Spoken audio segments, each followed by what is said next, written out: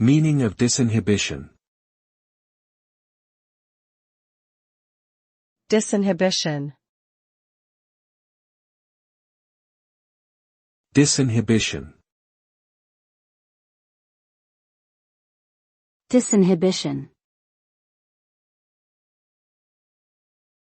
Disinhibition. Disinhibition refers to a reduction or loss of social, emotional, or behavioral restraint. This can be caused by a variety of factors including drugs, alcohol, neurological disorders, and certain psychological conditions.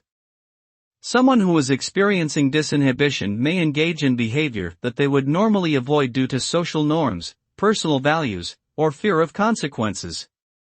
This can result in impulsive actions such as reckless driving, inappropriate sexual behavior, or aggression. In severe cases, disinhibition can lead to legal trouble, social isolation, and damage to relationships.